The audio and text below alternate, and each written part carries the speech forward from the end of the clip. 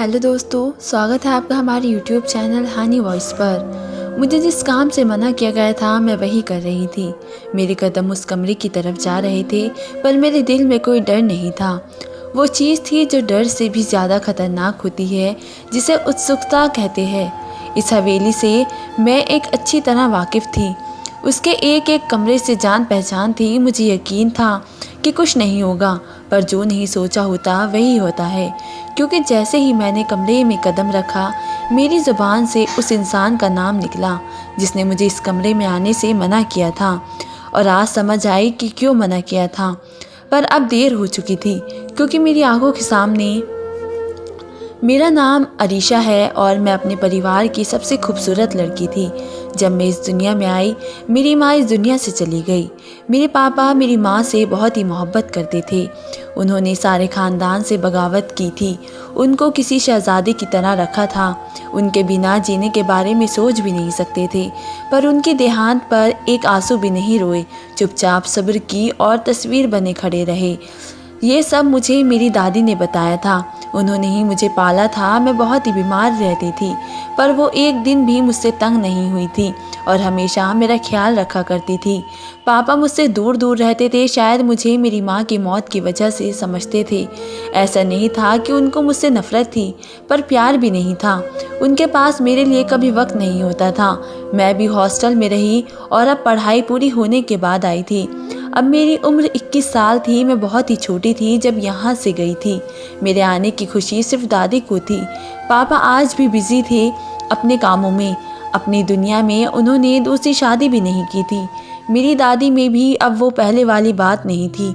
वो बूढ़ी हो गई थी। मैं वापस आकर बहुत खुश थी और जल्द से जल्द दादी को ये बताना चाहती थी कि मुझे किसी से मोहब्बत है और वो भी मुझसे मोहब्बत करता है। उसका नाम समीर था और वो मुझे मेरे कॉलेज में मिला था। हम दोनों एक दूसरे से बहुत ही मोहब्बत करते थे।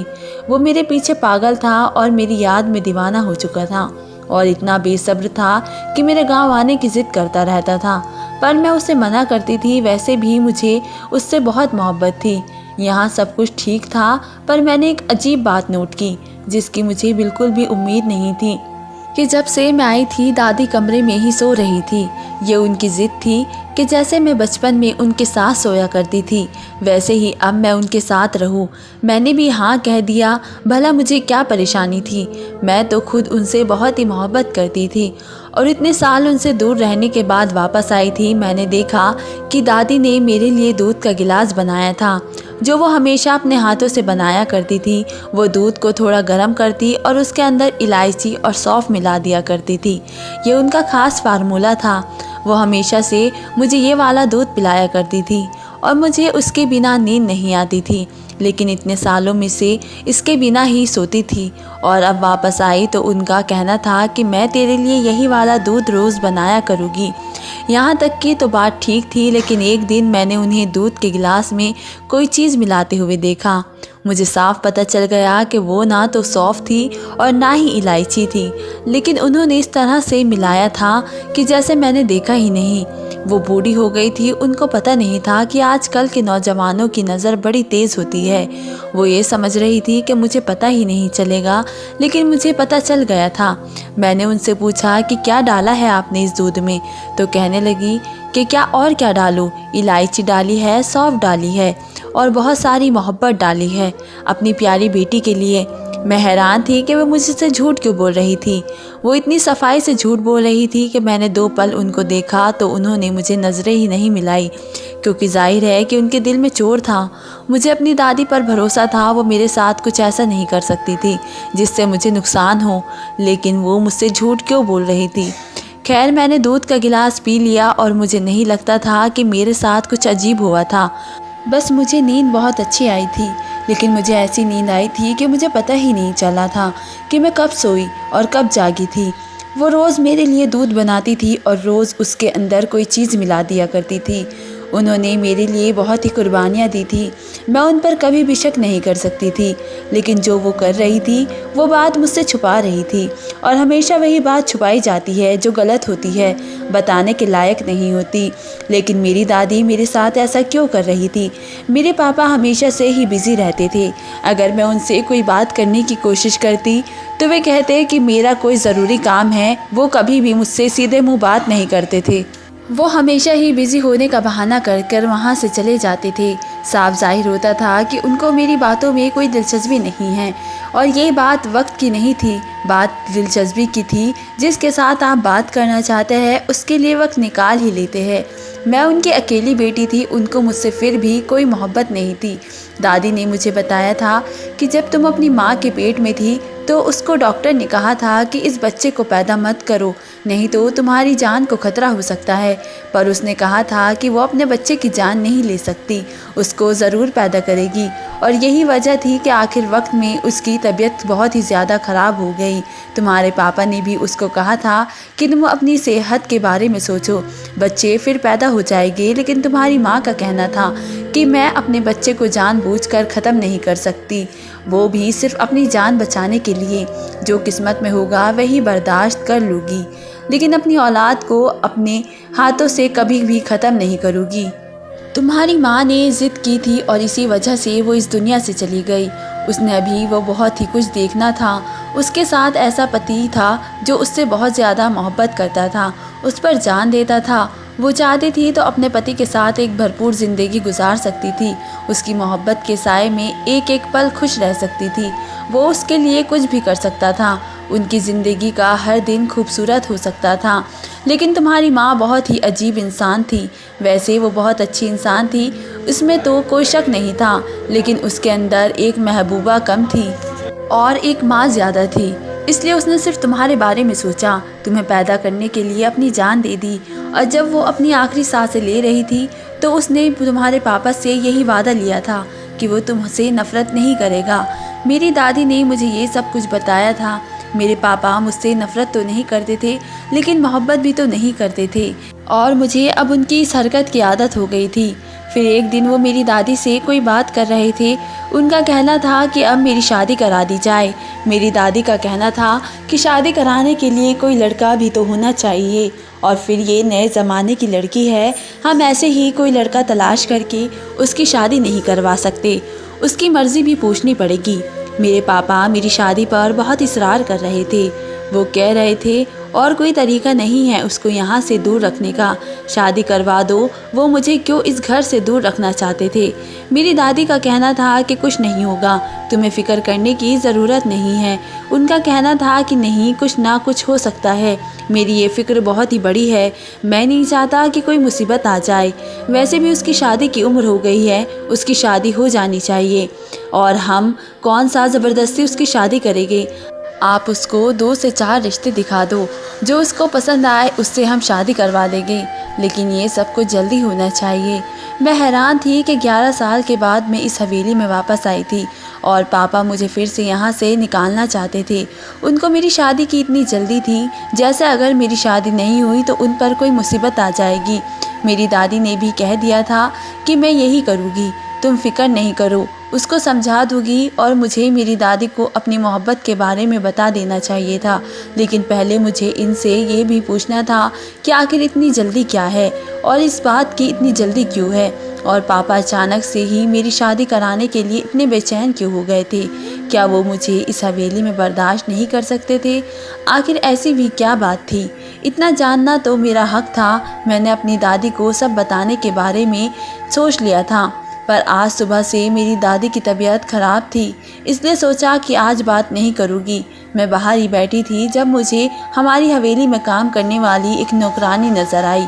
मैंने उनसे दूर से देखा तो पहचान लिया, क्योंकि बचपन से ही मैं उसे जानती थी। वो मुझे देखकर बहुत ही खुश हुई थी।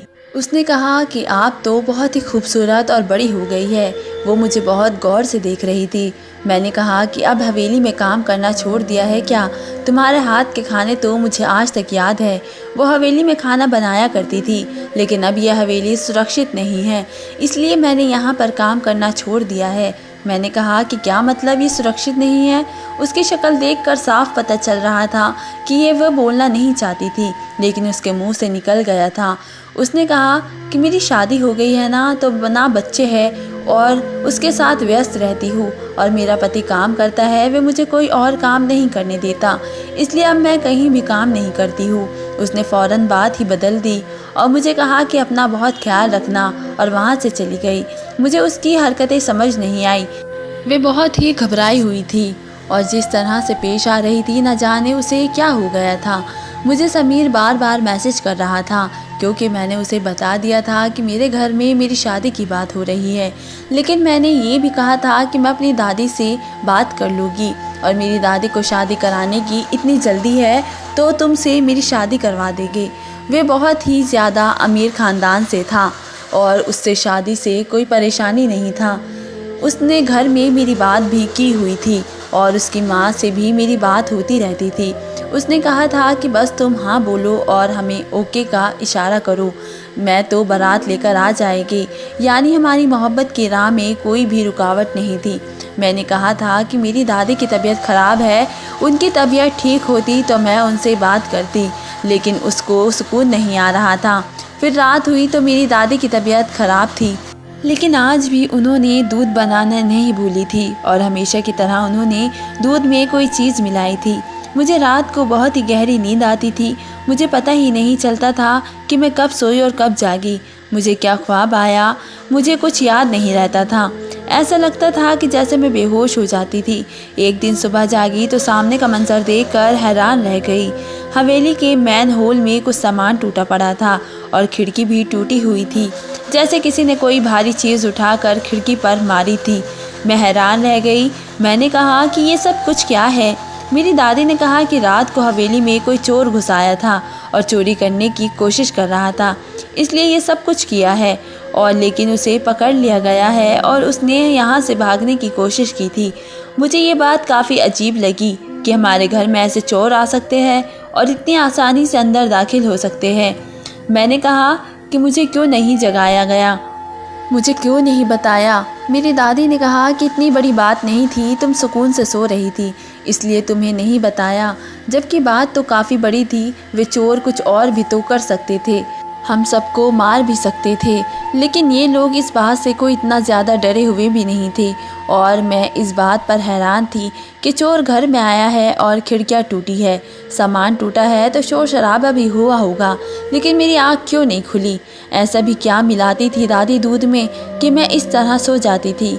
ये जानने के लिए तो मैं भी बेचैन थी, लेकिन अभी मुझे दादी से समीर के बारे में बात करनी थी, इसलिए मैंने उनको कहा कि आपसे ज़रूरी बात करनी है। मैंने उन्हें सामने बिठाया और कहा कि मुझे पता है कि आप मेरी शादी करना चाहते हैं। उन्होंने कहा कि तुम्हें कैसे पता। मैंने कहा कि मैंने आपकी बातें सुन ली थी। इस बात पर दादी परेशान हुई। मैंने कहा कि सारी बातें नहीं सुनी थी, बस वही बात सुनी थी कि आप मेरी शादी करना चाहते हैं, इसलिए मैं आपको बताना चाहती हूँ कि मैं किसी और को पसंद करती हूँ। मेरी दादी भी हैरान हुई। उन्होंने कहा कि कौन है, कैसा है। मैंने उनको बताया कि लोग बहुत अच्छे हैं, अच्छे परिवार है, सब कुछ ठीक है। मेरी दादी खुश हो गई। उन्होंने कहा कि लड़का तो अच्छा लग रहा है और ख़ानदान भी। मैंने उनको समीर की तस्वीर भी दिखाई तो दादी ने कहा कि लड़का बहुत ही खूबसूरत है। ये तो बहुत ही अच्छी बात है, मैं तुम्हारे पिता से मशवरा करके इसी लड़के के साथ तुम्हारी शादी करवा दूँगी। मैंने दादी से कहा कि मैं शादी नहीं करना चाहती, लेकिन आप लोगों को भी जल्दी है और इस लड़के को भी। मेरी दादी ने कहा कि शादी हो जाए तो अच्छा है, तो अपने घर की हो जाएगी। इस हवेली में क्या रखा है, यहाँ पर क्या करेगी। मैंने कहा कि आप कैसी बातें करती है, यहाँ मेरी फैमिली रहती है, आप रहती है, पापा रहते हैं, मैं तो इस हवेली को अपना घर समझती हूँ। मेरी दादी ने कहा कि लेकिन बेटी का घर वही होता है जहाँ उसका पति रहता है, और उन्होंने कह दिया कि वे मेरे पापा से बात करेगी और उसके बाद मैं लड़के के ख़ानदान को बता दूँ कि वो यहाँ पर आ जाए, ताकि वो लोग हमें देख ले और हम लोग उन्हें देख ले और फिर शादी और रिश्ते की बात हो जाए। क्योंकि अगर तुम दोनों राज़ी हो तो हमें कोई परेशानी नहीं है, अगर तुम्हारी खुशी है तो हमें वैसे भी कोई परेशानी हो ही नहीं सकती। मैंने भी कह दिया ठीक है और समीर को भी तसल्ली दे दी थी। वे बहुत ही ज़्यादा खुश था, लेकिन रात को कुछ बहुत अजीब हुआ। मेरी दादी की तबीयत अचानक ख़राब हो गई। डॉक्टर को बुला लिया गया और उसने कहा कि ये अपनी आखिरी सांसें ले रही है। मैं हैरान रह गई। उन्होंने कहा कि ये तो काफ़ी अरसे से बीमार थी, लेकिन आपको नहीं बताया था, वे मेरा हाथ नहीं छोड़ रही थी। डॉक्टर ने कहा था कि वे कुछ नहीं कर सकता। फिर दादी ने एक बात कही जो उनकी आखिरी वसीयत बन गई थी। मेरी दादी ने मुझे कहा कि मेरी प्यारी बेटी, मेरी एक बात को गौर से सुनो। मैं चाहती थी कि जल्दी जल्दी तुम इस हवेली से चली जाओ, लेकिन अब ये मुमकिन नहीं होगा क्योंकि मैं यहाँ से जा रही हूँ। मैं तुम्हारा ख्याल रखने के लिए नहीं होगी, तुम्हें अपना ख्याल बहुत ही खुद रखना पड़ेगा। मैंने कहा कि किस बात से ख्याल रखना? मेरी दादी ने कहा कि बस तुम यूँ समझो कि तुम इस हवेली के अंदर सुरक्षित नहीं हो और चाहे कुछ भी हो जाए रात के टाइम अपने पापा के कमरे में मत जाना। मैं ये सुनकर हैरान हुई कि ऐसे भी क्या बात है। मेरी दादी ने फिर से ये बात दोहराई। उसके बाद उनकी तबीयत और ज़्यादा ख़राब होने लगी। डॉक्टर अंदर आ गए और मुझे बाहर निकाल दिया गया। उन्हें अस्पताल ले गए, लेकिन वे इस दुनिया से चली गई। मैं ये सुनकर हैरान हुई कि ऐसी भी क्या बात है। उनको दुख में मैं बहुत ज़्यादा निढाल थी। मेरे लिए तो ऐसा ही था जैसे मेरी माँ इस दुनिया से चली गई हो। समीर भी इस गांव में आ गया था क्योंकि वो मुझे तसल्ली देना चाहता था। वो इसी गांव में रह रहा था, लेकिन किसी को भी पता नहीं था कि वो लड़का जिसे मैं पसंद करती हूँ यही गांव में है। उस वक्त उसने मुझे बहुत तसल्ली दी और कहा कि सब कुछ ठीक हो जाएगा। मेरे पापा भी बिल्कुल चुप थे, जैसे वो मेरी माँ की मौत पर चुप खड़े रहे थे। सारा गांव कहता था कि ये शख्स बहुत ही पत्थर दिल है। एक आंसू भी नहीं रोया अपनी बीवी के लिए और अब अपनी माँ के लिए भी नहीं। लेकिन उन्हें देखकर ऐसा ज़रूर लग रहा था कि वो बहुत परेशान है। 2-4 दिन गुजर गए जब मैंने समीर से कहा कि ये बात पता करो कि मेरी दादी दूध में क्या मिलाया करती थी, क्योंकि मुझे मेरी दादी के कमरे से गोलियां का पत्ता मिला है जो उनकी दवाइयाँ नहीं थी पर उनके तकिए के नीचे पड़ा था और मैंने दूर से देखा था कि ये वही चीज़ है जो मेरी दादी दूर से दूध में मिलाया करती थी। समीर ने पता किया और फिर उसने मुझे मैसेज पर बताया तो मैं हैरान हो गई। उसने कहा कि ये तो बेहोशी की दवाई है जो किसी इंसान को बेहोश करने के लिए दी जाती है, लेकिन मेरी दादी मुझे बेहोश क्यों करना चाहती थी?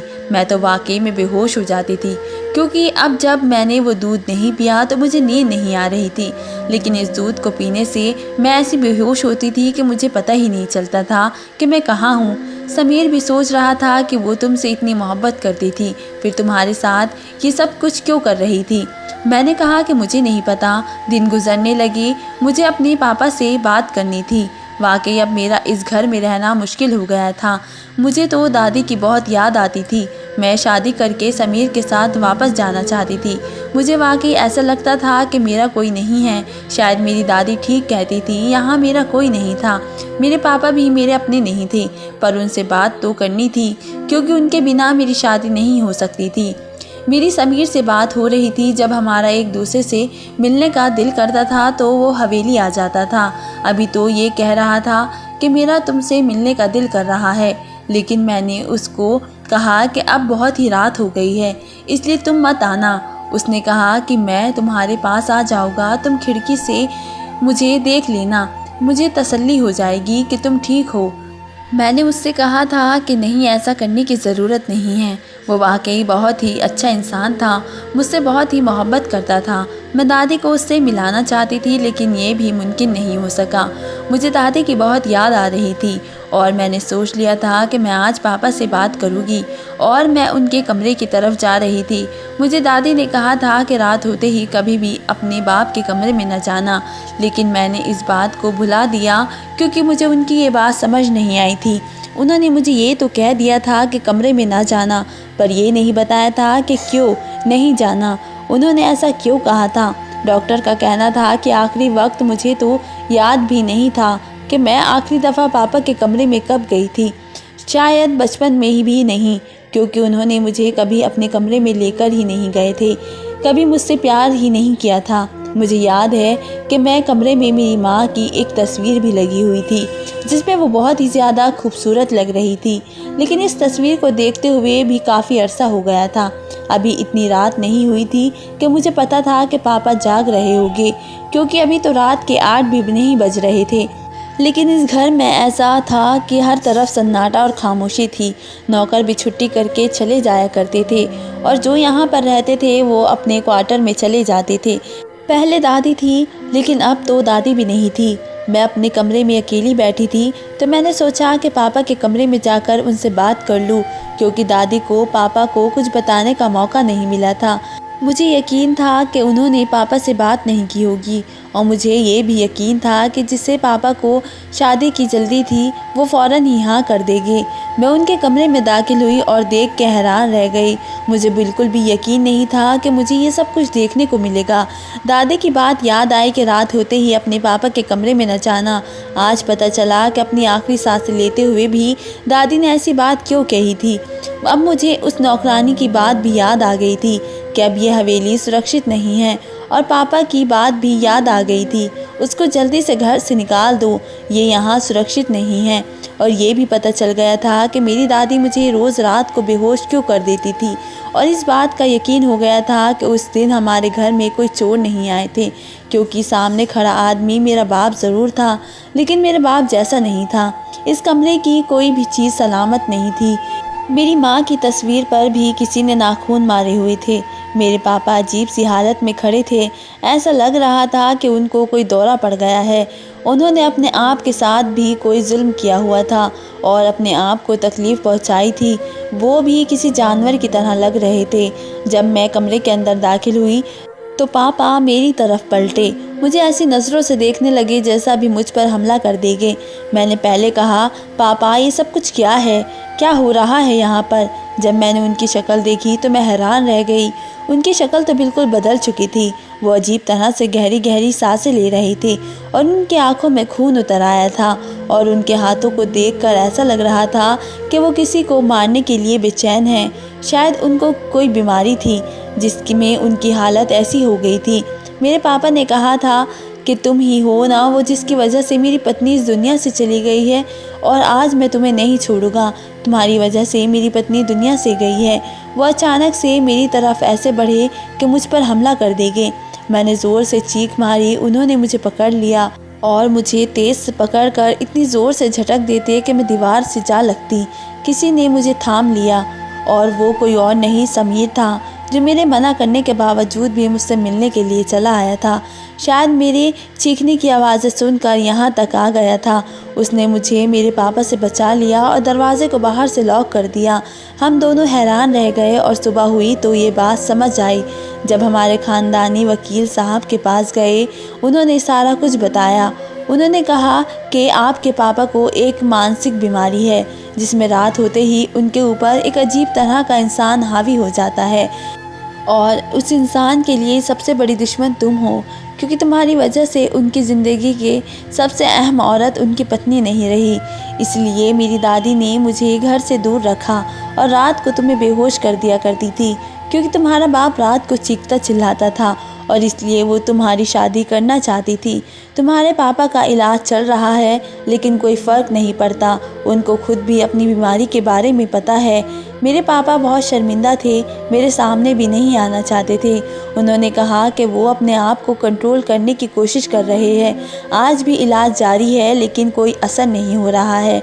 मेरी शादी समीर के साथ करवा दी गई है और मुझे रुखसत कर दिया, लेकिन मैं बाद में डॉक्टर साहब से पूछती रहती थी। उनका कहना था कि अब उनकी हालत पहले से बेहतर हो रही है, क्योंकि तुम इस घर से हमेशा के लिए चली गई हो। मैं यही कहूँगी कि मैं एक बदनसीब बेटी थी, जो अपने बाप की बीमारी की वजह बन गई, अपनी माँ की मौत की वजह बन गई, और अपने बाप के साथ रह भी नहीं सकती थी, और उसका अपना ही बाप उसे जान से मार देना चाहता था। लेकिन एक खुशनसीब औरत भी थी, जिसे प्यार करने वाला पति मिला, और आज भी उसके साथ खुश हूँ। समीर और मेरी शादी के बाद सब कुछ बदल गया था। मुझे एक नई ज़िंदगी मिल गई थी, लेकिन मेरे दिल के एक कोने में अब भी वो दुख बहुत ही छुपा हुआ था, जो मेरे बाप और माँ के साथ हुआ। समीर मेरे लिए हर वक्त खड़ा था। हर पल मेरे साथ उसने मेरी ज़िंदगी में एक नई रोशनी डाल दी थी। मैं उसके साथ थी, लेकिन कभी कभी रातों को अपने पापा की वो दर्दनाक शक्ल याद आती, जो उन रातों में मैंने देखी थी। वो आँखें, वो शक्ल, जैसे मेरा अपना ही बाप मुझे पहचान नहीं रहा था। समीर ने मुझसे कभी इस बारे में ज़्यादा बात नहीं की थी, लेकिन वो समझ गया था कि ये ज़ख्म जल्दी नहीं भरेंगे। मुझे पता था कि मेरी दादी का हर कदम मुझे बचाने के लिए था। उस रात जो सच में मेरे सामने आया, वो मुझे हमेशा याद रहेगा। शादी के कुछ महीने बाद हमारी ज़िंदगी में सुकून आ गया था। मैं समीर के साथ एक नए शहर में शिफ्ट हो गई थी और अपने हमने अपनी छोटी सी दुनिया बना ली थी। मेरे लिए ये एक नई शुरुआत थी, लेकिन मेरे दिल में अपने पापा की फ़िक्र अब भी थी। उनका इलाज चल रहा था, लेकिन मैं उन्हें देखना वापस नहीं गई थी। डॉक्टर कहते थे अब वो बेहतर है, लेकिन मेरा दिल नहीं मानता था। मुझे डर था कि अगर मैं वापस जाऊंगी तो फिर वही सब कुछ मेरे सामने आएगा, जो एक दिन मेरे लिए बहुत ही ख़तरनाक दिन बन गया था। एक दिन समीर कहते हैं तुम्हें वापस जाना चाहिए, तुम्हारे पापा बेहतर है, तुम उन्हें मिलने नहीं जाओगी तो उनका दिल और टूट जाएगा। मैंने उनकी बात सुन ली और लेकिन मुझे डर था कि क्या ये सही वक्त है। समीर ने समझा दिया मैं तुम्हारे साथ चलूँगा, तुम अकेले नहीं जाओगी। मुझे थोड़ा सुकून मिला, लेकिन अंदर से अब भी एक अजीब सी हलचल थी। मैं समीर के साथ अपने पुराने घर वापस गई। जब मैं वहाँ पहुँची तो सब कुछ बदल गया था। हवेली का माहौल भी पहले जैसा नहीं था। वहाँ एक ठंडक थी, जैसे सब कुछ रुक गया हो। पापा अब भी वहीं रहते थे, लेकिन उनका इलाज अब डॉक्टर साहब के हाथ में था और नौकर चाकर कहते थे कि उनका हाल पहले से काफ़ी बेहतर है। मैं अपने पापा के कमरे के बाहर रुकी। दरवाज़ा बंद था, लेकिन मुझे अंदर जाने का बुलावा मिल चुका था। समीर मेरे साथ था, उसने मेरा हाथ थाम रखा था। जब मैंने दरवाज़ा खोला तो अंदर जो देखा उसने मेरी आत्मा को झंझोड़ दिया। पापा अपनी कुर्सी पर बैठे थे। वो पुराने पापा जैसे नहीं लग रहे थे जो एक पहले कभी देखा था। उनके चेहरे पर एक अजीब सी शांति थी, लेकिन उनके आंखों में वो पुरानी सी पहचान अब भी छुपी हुई थी। उन्होंने मुझे देखा और उनकी आंखों में आंसू आ गए। पहली बार मैं उन्हें रोते हुए देख रही थी। मुझे माफ़ कर दो बेटा, उन्होंने धीमी आवाज़ में कहा। मैंने तुम्हारी माँ को खो दिया और तुम्हें भी खो दिया होता। मेरा दिमाग वो कभी मेरी ज़िंदगी का सबसे बड़ा दुश्मन बन गया था। दादी तुम्हें बचा रही थी, लेकिन मैं नहीं समझ सका। मुझे माफ़ कर दो। उनके हर शब्द ने मेरे दिल को तोड़ दिया, लेकिन मैं चुप रही। समीर ने मेरा हाथ ज़ोर से दबाया, जैसे मुझे हिम्मत देने की कोशिश कर रहा हो। मुझे पता है कि तुम्हारे लिए यहाँ वापस आना कितना मुश्किल था, पापा ने कहा, लेकिन तुमने हिम्मत दिखाई। मैं बस ये चाहता हूँ कि तुम खुश रहो। समीर तुम्हारे लिए अच्छा इंसान है और मैं तुम्हारे फैसले से खुश हूँ। मेरे लिए ये सब कुछ सुनना आसान नहीं था। मैं उनके करीब गई और उनके पास बैठ गई। मैंने उनका हाथ पकड़ा, लेकिन कुछ कह नहीं पाई। समीर चुपचाप हमें देख रहा था, जैसे ये सब बातें समझने की कोशिश कर रहा हो। मेरे पापा ने मुझे बता दिया कि वे अब अपने इलाज के बाद ठीक हो रहे हैं, लेकिन उन्होंने अपने आप को माफ़ नहीं किया। उन्होंने कहा मैंने तुम्हें दुख दिया, मैं तुम्हें कभी भी तुम्हारा सही तरीके से बाप नहीं बन सका। तुम्हारी माँ के जाने के बाद मैं टूट गया, लेकिन ये भी सच है कि मुझे तुम्हारी फ़िक्र थी, लेकिन मेरी बीमारी ने सब कुछ ख़त्म कर दिया। मेरे लिए उनकी बातों को बोझ समझना मुश्किल था, लेकिन एक बात तो थी, मैंने अपने पापा को समझा लिया था। शायद उनके इलाज का असर था या उनके दिल का दर्द था जो अब सामने आ गया था। मेरी और समीर की ज़िंदगी आगे बढ़ गई। हम दोनों ने अपने रिश्तों को और मजबूत किया। मेरे पापा अब वापस अपने इलाज से ठीक हो रहे थे और हमारा रिश्ता थोड़ा सा दर्द, थोड़ा सा सुकून लेकर चलता रहा। दोस्तों, वीडियो कैसा लगा कमेंट करके ज़रूर बताएं। वीडियो को लाइक और चैनल को सब्सक्राइब ज़रूर करें। मिलते हैं एक ऐसी ही मोटिवेशनल कहानी के साथ। तब तक के लिए धन्यवाद।